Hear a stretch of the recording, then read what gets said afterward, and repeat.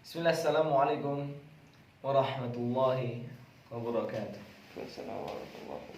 Innal hamdalillah nahmaduhu wa nasta'inuhu wa nastaghfiruh wa na'udzu billahi min shururi anfusina wa min sayyiati a'malina. May yahdihillahu fala mudilla lahu wa may yudlil fala hadiya lahu.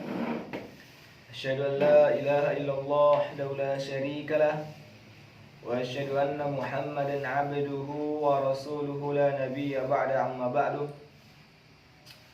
Segala puji bagi Allah Subhanahu wa taala yang telah memberikan karunia-Nya dan nikmat kepada kita semua sehingga kita bisa bertemu lagi di Taklim Ihya Ulumuddin dalam rangka membahas ilmu-ilmu yang ada di dalamnya.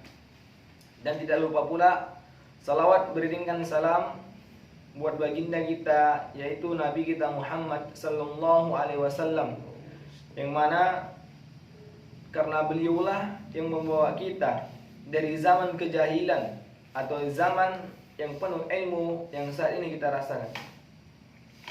Baiklah teman-teman semuanya, jadi tujuan saya di pertemuan ini akan melanjutkan membaca kitab Ihya Ulumuddin. Nah, langsung saja sebelum kita mulai, alangkah baiknya kita baca doa basmalah agar yang kita baca dapat dipahami dan diberkahi oleh Allah Subhanahu wa taala.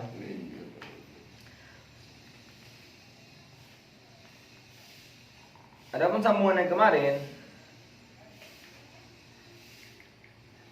adapun yang tercela ialah takut miskin, marah kepada yang ditakdirkan, menipu, dendam, dengki, mencari ketinggian, senang lama hidup di dunia untuk bersenang-senang, sombong, riya, marah, keras, bermusuhan, loba, kikir, sombong, angkuh, congak, bangga orang yang miskin, berbangga diri, berlomba-lomba, sombong terhadap kebenaran, bergelimang dalam hal yang tidak penting, banyak membicarakan cacat-cacat orang dan melalaikan cacat sendiri, hilang perasaan sedih dan takut dari hati, sangat memenangkan nafsu apabila merasa diremehkan, lemah dalam menolong kebenaran, menjadikan teman zahir atas musuh batin, merasa aman dari tipu daya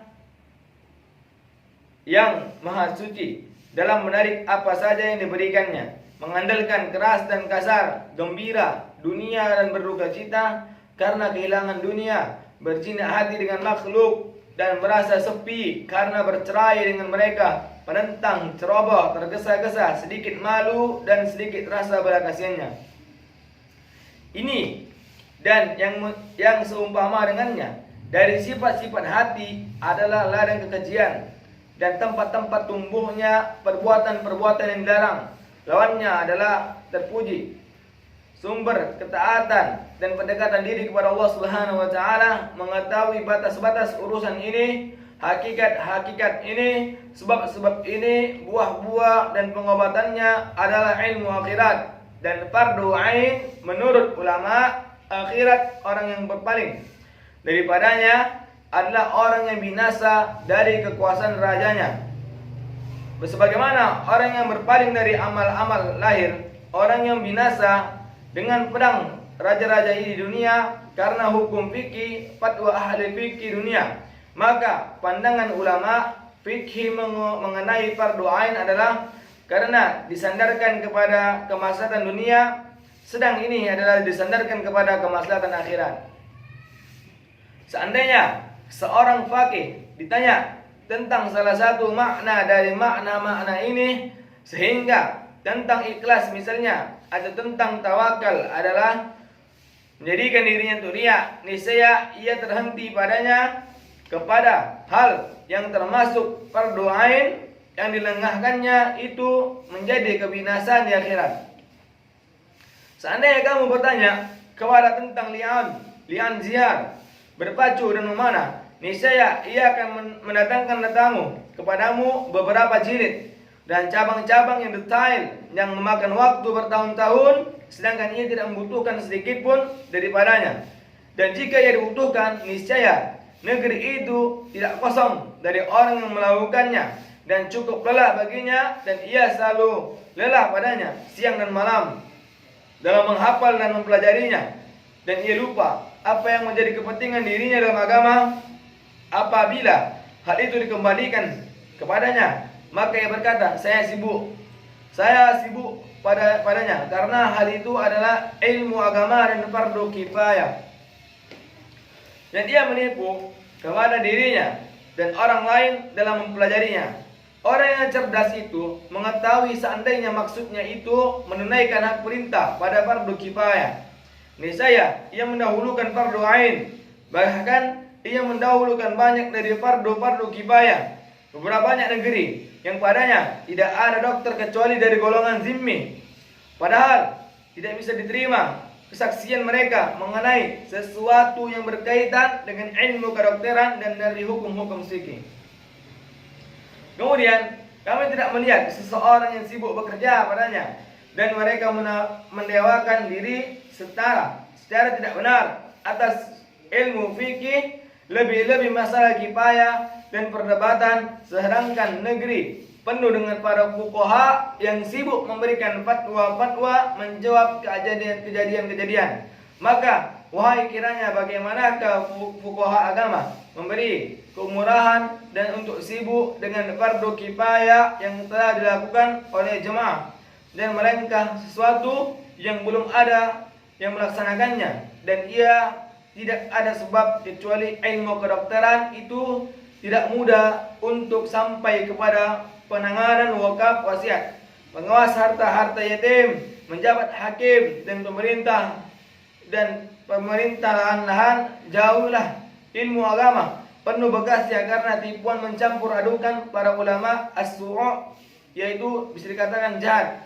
Allah Ta'ala lah tempat memohon pertolongan, dan kepadanya memohon perlindungan agar kita dilindungi dari tipuan ini yang membuat kemurkaan Allah Subhanahu wa Ta'ala yang Maha Pemurah dari tertawaan setan. Orang-orang yang wara dari ulama zahir mengaku kelebihan ulama batin dan pemilih hati, yaitu Imam Syafi'i radhiyallahu anhu duduk di hadapan Syaiban, seorang pengembala. Bagaimana duduknya anak kecil di sekolah, di mana ia bertanya, bagaimana ia membuat ini dan ini, lalu dikatakan seperti kamu orang Badui ini bertanya. Maka Asy-Syafi'i menjawab, sesungguhnya hal ini sesuai dengan apa yang kamu lupakan. Ahmad bin Hanbal bin Yahya dan Yahya bin Mu'ain berbeda pendapat terhadap Ma'ruf al-Qarqi, sedang mengenai ilmu zahir ia tidak sederajat dengan keduanya. Keduanya bertanya kepadanya, bagaimana sedangkan Rasulullah SAW ia telah bersabda ketika ditanya kepadanya, kaifa naf'alu idza ja'ana amrun lam najiduhu fi kitabin wala sunnati, faqala sallallahu alaihi wasallam waja'aluhu syawra bainahum. Artinya, bagaimana ia berbuat apabila datang kepada kami urusan yang tidak kami jumpai dalam kitab Al-Quran dan Sunnah.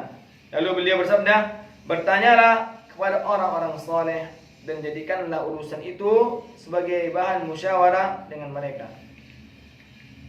Oleh karena itu, bahwa ulama zahir adalah hiasan bumi dan kerajaan, sedangkan ulama batin adalah hiasan langit dan alam malakut.